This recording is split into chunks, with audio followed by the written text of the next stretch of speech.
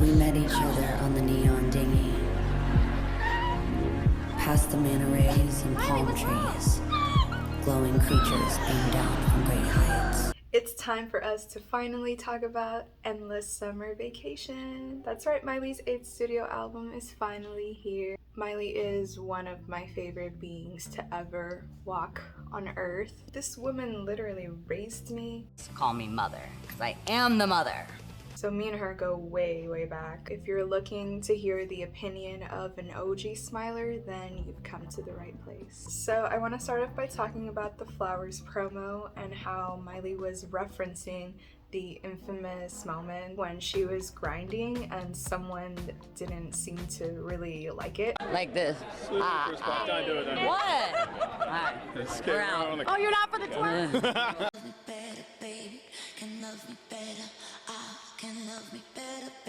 My fire sign sister literally released Flowers on Liam's birthday. That is the power move. That is the level of petty that I am and continue to be. Now on this channel, we do not like Liam, and if you really need any answers as to why,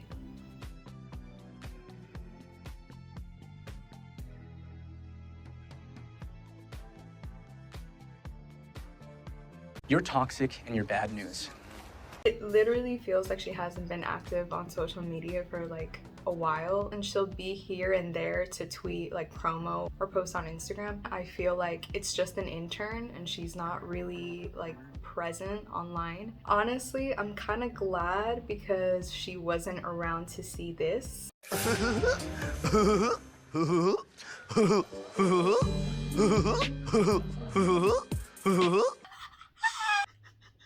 I was kind of a sad girl when I realized that she wasn't going to continue the rock Plastic Hearts route. So just based on the lead single and the track list, I'm going to assume that the entire album is going to be about songs that go back and forth between Liam, her boyfriend Max. It's probably a stretch, but if you know me, you know that I try to make everything about Nick Jonas. I'm going to assume there's at least one song on there that references him. There's always a Nick moment, there's always a Niley moment, and you can't convince me otherwise. Fuck Nick Jonas, I didn't say it.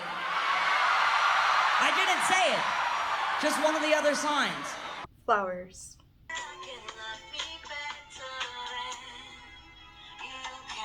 It seems like Miley is also one of those artists that always seems to drop a song when I'm going through something in my life. I remember when she dropped Midnight Sky when I was going through a breakup back in 2020. And then I broke up with the same person again. You had me fooled. Death to all of them. I got Flowers right around that time when I really needed to hear it. I can do everything that they could, but a million times better. I can love myself much better than they ever could, like 1,000%. Also, we were partying and having a good time on Twitter when people started making up the fake rumors that she filmed the video in the house where he brought 14 women apparently, which I have no idea if it's true or not. I'm going to assume that it was just a rumor that was made up, but Miley never confirmed nor denied it, and I think she's doing that on purpose, and I respect that, so slay. The next song is Jaded. Sorry that you're jaded. I could have taken you places. So Jaded is very much obviously a Liam song. It's pretty much about telling that person that you ended things with that they were the only one at fault for ruining their best chance at happiness with you. It was their own fuck up. It's just a sad song because it just kind of acknowledges that things could have been better and could have gone well if that person had just owned up to their shit and just vowed to get better and work things through, but they didn't, so they're jaded. You got a lot of growing up to do, buddy. Suck my balls. You're not even willing to look at your part, you just jump in the car and head down to the bar. And it's a fucking shame that it ended like that. You broke your own heart, but you'd never say that. We went to hell, but we never came back. Kind of shed a little bit of tears when I had my first listen to this song because I feel like it really hits home. And you just don't know how else to say, like, fuck you, like, you ruined this. You know how good this could have been if you had just, you know, gotten your shit together? You are disgusting, you are a liar and a psychopath, and you need serious, serious help. You suck. You suck, you suck, you suck. The song was produced and co-written by Greg Kurstin, who I really love because he's worked on a lot of my favorite Adele and a lot of my favorite Halsey songs. It's definitely a top track for me.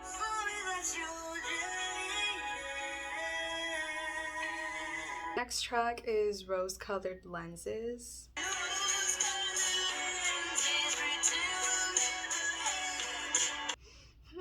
I'm pretty sure this is a Max song.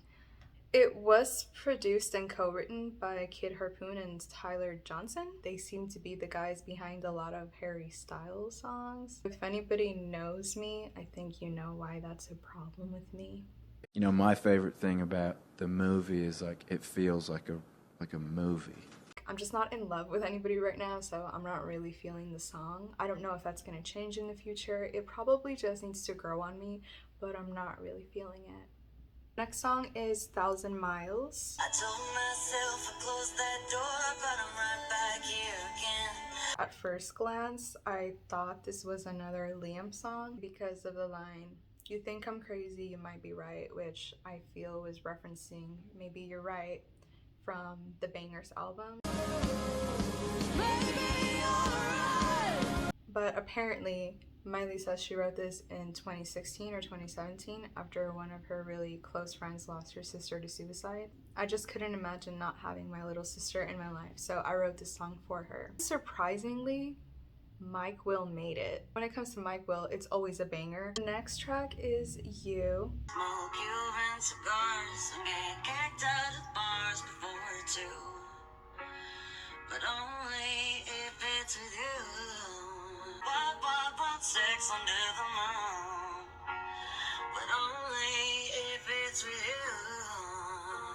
It's interesting because, like I said, I'm not in love with anybody right now, but like I feel this song so deep in my soul. Like it, you know, it hits something, it, you know, I feel it. And I think that just has a lot to do with production. Produced by Johnny Coffer and J Moon. I know Johnny Coffer has been involved in Panic at the Disco and Fall Out Boy songs. I love this song. I can't wait to be in love and just like serenade my future lover with it. Did you guys peep the Cuban cigar lyric? Tell me who that reminds you of. Baby, you know it's obvious. Exactly. Next track is Handstand.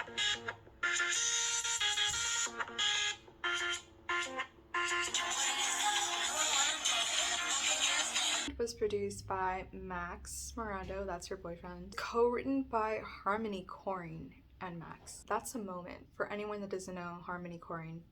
All this shit. Fucking dream, y'all. You like it? You like my shit? I fucking love this song. I love it so much. Questioning the science because you don't understand how I'm doing what I'm doing in a fucking handstand. You found it so impressive that I do it again. My other one is busy, so I use my left hand. Handstand needs to be a lead single, otherwise I'm going to fight. The next track is River.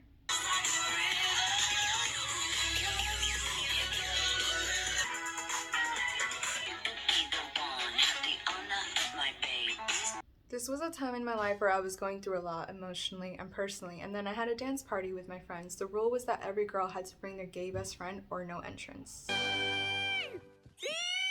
The song evolved from a trouble where it felt like it never stopped raining to then raining down love. Produced and co-written by those two guys, Kid Harpoon and Tyler Johnson. Also co-written by Justin Tranter, which if you're a pop junkie like me, you know Justin Tranter is the GOAT. I can't explain the science behind why it's so good. It's just so good. They just put crack in this song. That's what it is. AKA, they don't want me to talk about how the fact the song is about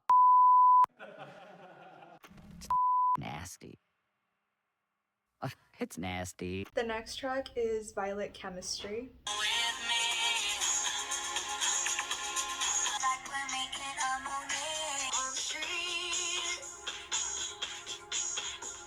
Yeah, I don't know if it's just me, but my first thought was, this sounds like Get Your Head in the Game from High School Musical. Troy Bolton basketball little choreo.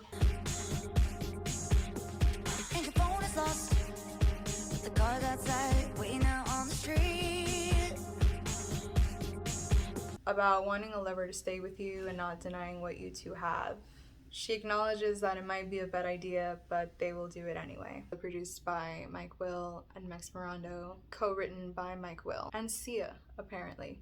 I think Violet Chemistry would also be a really good choice for a lead single. Oh my god, a music video for this? Please, please, please.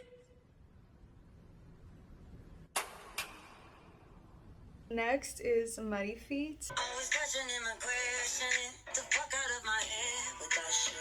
Get the fuck out of my bed with that shit. Get the fuck out of my house with that shit. Yeah, I'm about to do something about it. You messing with it. Yeah, I'm about to do something about it. Muddy Feet is definitely about unfaithful motherfuckers, and trust me, I know a lot about that. Disgusting. You bitch! How dare you? Oh my god! You're a fucking coward, and I would have never done this to you. I would have never done this to you. Ugh, I love how we can clearly hear Miley's rock vocals on this song. Miley's vocals were clearly designed for hard, raspy rock music. We hear that in this, and I'm so happy. Like, it feels like you could have placed this on Plastic Hearts. I got my want and my need, thirst and my craving for Rock Miley. I think it's funny that Sia's featured on it because we literally only hear her singing in the outro. To the musty roaches, I say, get the fuck out of my house with that shit. Fuck off, you dirty fucking pigs! Next track is Wild Card.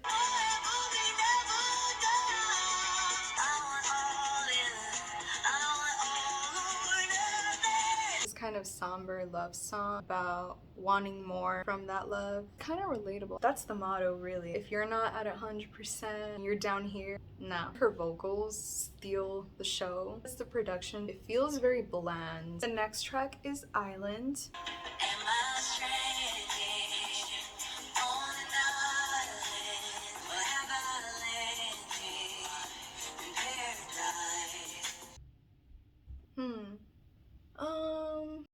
Girl. The idea for Island is about two opposing forces. I was contemplating this life that I have for myself.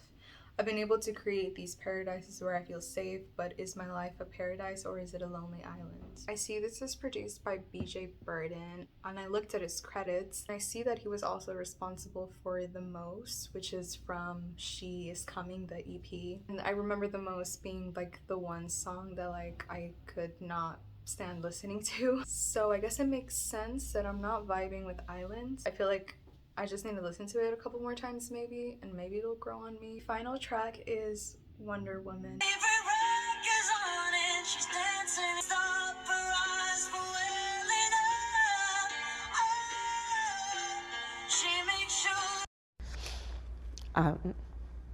me a second. I wrote this song after my mom had lost her mom. Me and my mammy were really close, and she ran my fan club. If you got an autograph from my fan club in 2008 to 2018, that was probably my grandma. It's embedded in my DNA, so we almost all feel like one woman in a way, one Wonder Woman. I love the song.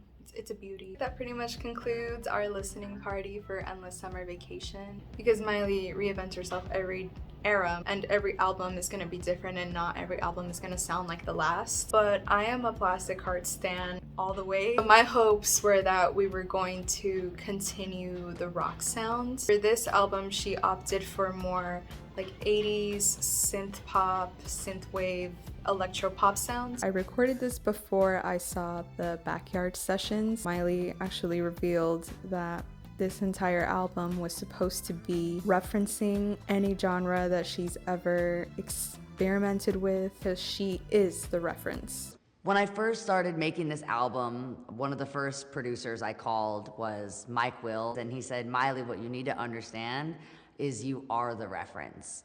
You don't hang poster girls on your wall. You are the poster girl. I designed something that I felt was all of my own, and now someone can go in the studio and go, I want to sound like Miley. I want it to be the reference. Which is why Muddy Feet could be on Plastic Hearts, 1,000 Miles could be on Younger Now, Handstand could be on Dead Pets, Violet Chemistry could be on Bangers. This album feels like it's kind of a concoction of all of the best of those sounds that I've tried out. I've been calling this album the Cinderella Shoe because it's just a perfect fit and it feels like it's only mine and it could only be mine. I love any time that she collaborates with Mike Will. I feel like her best music has Mike Will's magic touch. And her boyfriend, any song that had Max Morando on it was a banger. Max ate on this album. So How Plastic Hearts was kind of her acknowledgement of how much better off she is and how much happier she is without Liam in her life. Part of this album is kind of reflecting back on that, and it's just one of those things where I can relate to her in the fact that like you can be over the person, but it's really hard to be over the situation, and it could honestly follow you for years, which sucks. It's a really scary thing to think about. It's like Miley said, sometimes she's gonna be okay and sometimes she's not. You know, things get easier. Time kind of heals all, but that was at a time where I felt really strong, and then some days I don't. I don't want that to be me. I'm in my I don't give a fuck era. I'm better without you. I don't think I will ever be the person that misses them anymore, like ever. I also had to take into consideration that this relationship with Miley and Liam was on and off for like 9 years, so I imagine that it's a lot harder to get past. This is my second listen of the album. My feelings could change in the future. For now, I'm going to give it a solid 7 out of 10. What? Some tracks kind of missed the mark for me. My top 5 tracks have to be, actually that's kind of hard. I feel like it's a toss-up. I'm gonna go back and forth between Handstand and Jaded being the top track, but for now I'm gonna say 1 Jaded, 2 Handstand, 3 Muddy Feet, 4 Violet Chemistry, and 5 River. Now that we have a new album to add to the list, my new ranking of Miley's discography is as follows. Not everything on this list is counted towards a full-length album, but I'm gonna break the rules and count them anyway. Number 1 is Plastic Hearts. Number 2 is Bangers. Number 3 is Breakout. Number 4 is Meet My Osiris. Number 5 is Dead Pets. Number 6, Can't Be Tamed. Number 7 is the She Is Coming EP. Number 8, Endless Summer Vacation. Number 9 is Younger Now. I hope you guys had fun listening to the album with me. Stream the album, and please, if you want to let me know personally or in my comments, let me know what your favorites are and what your least favorites are, because I want to know. All my socials will be linked down below if you want to be friends. Let's follow each other. Let's talk shit, because that's what I love to do. Bye.